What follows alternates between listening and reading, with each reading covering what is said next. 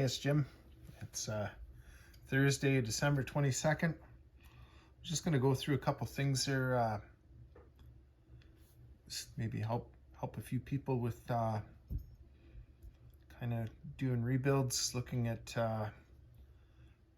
piston ring wear, helping understand actual piston wear when it's time to replace the piston, not just the rings, and also being able to evaluate your cylinders and see whether or not maybe it's time to look at a new cylinder. So try and keep it fairly simple. One of the things you'll notice with your saw is your compression will start to decrease. There's a lot of range and compression from some of these ported saws that run over 200 psi. A lot of the factory stuff is around 150, and once she gets down to around 120 or 110, you're going to notice that quite a bit. And then when things kind of get way down around 90, a lot of saws might not even run with that low of compression. So just to give you a bit of a benchmark, I guess, with your rings, I usually measure the ring gap. So I'll use the piston, push a ring in, get it past the exhaust port. You're not going to be able to see my face, and I'll try not to be wiggling around too much here, but just try and show you in the cylinder here. So got the ring in there up toward the combustion chamber from the exhaust port, and then use your feeler gauge and get a reading on what that actual gap is, and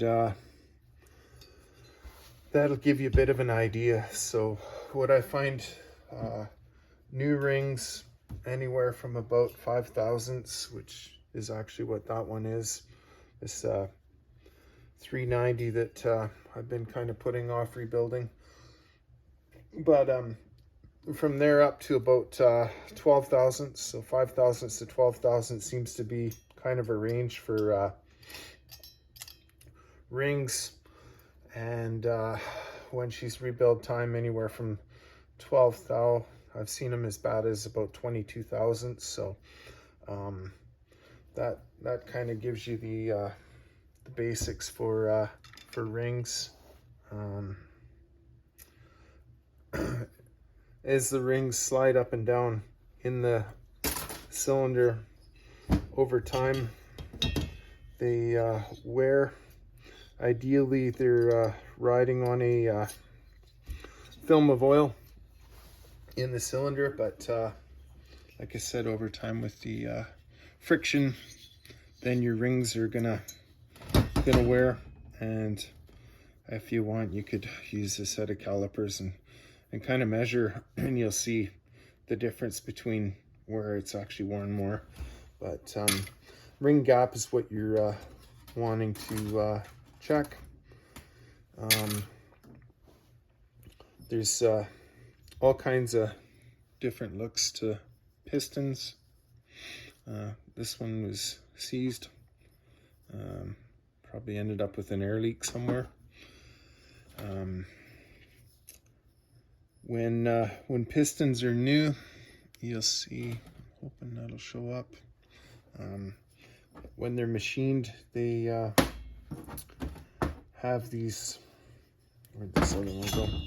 Horizontal lines, kind of like that it was turned on a lathe, but basically these horizontal lines, what they do is help trap the oil on there between the these grooves and the cylinder to help build a seal, as well as give it that film oil to float on, so that it's not actually rubbing against the cylinder itself. So Over time, as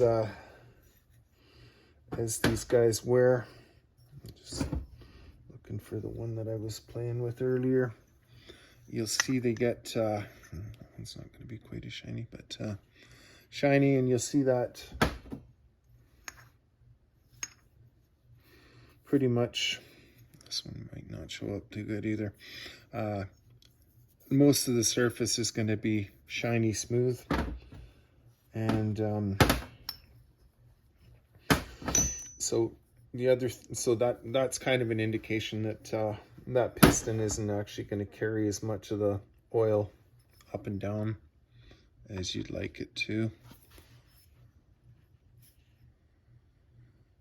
This one's quite smooth too. It's got a couple little dings on it, but anyways, down here is quite smooth. So it's not going to give you as good a lubrication on there as well. Then what happens is, as a result, is you're going to increase the amount of friction on the inside of your cylinder as well.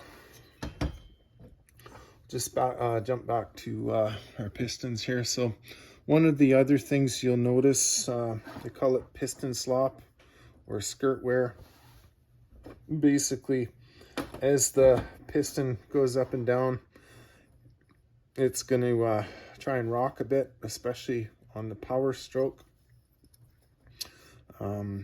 So that will cause potentially more wear down lower on the skirts versus above it. You can use your calipers again, measure your distance and the difference between the skirt and up at the top, and just see how much of a difference you've got there. That's also going to help you determine or identify whether or not your piston actually needs to be replaced. So that skirt wear, and that's pretty obvious. That's a lot of what's going on this one. And then yeah, if that progresses too, you'll end up with actual wear in the cylinder from that. Most two-strokes build their compression, or the majority of the compression anyways, once you're above your transfer ports, obviously, and past the exhaust port. But often you'll notice some of the Nicosil coating starting to peel off or wear through. So some of that's going to give you a pretty good indication that the cylinder is toast from wear. There's other things that are going to happen where you end up with maybe a crank bearing goes or something like that, and you might end up with some scratches or rubs or whatever in there. Just trying to turn this one. It's got a pretty good nick in it inside where it looks like something let loose, and if it was just below the transfer ports, probably wouldn't be a big deal, but this one's gouged all the way up to the squish band. And the let's see if I can show it better on here. This one's a little bit shinier, I think. When you hear guys talking about the squish band, that's up right here where your actual combustion chamber starts. Squish band is this ring around the top.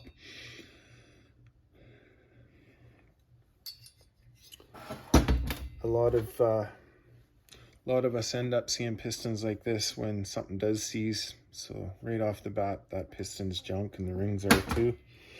And then the next thing is trying to decide if there's, we call it transfer, and that's as the aluminum has actually become semi-molten from the piston, it'll accumulate on this Nicosil coating, and so any piston that, or any cylinder that's coated with Nicosil, that Nicosil is quite a bit harder than the aluminum of the piston, as long as you haven't broken a ring or had some other hardened steel come through quite often. If it's just the aluminum transfer from that piston that seized, you'll probably be able to scrub it off of the inside of the cylinder and potentially save that cylinder.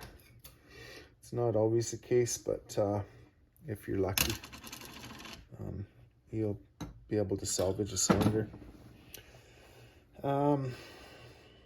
Yeah, so I guess that's kind of the quick and dirty. I'll do a different one here on the other porting type stuff.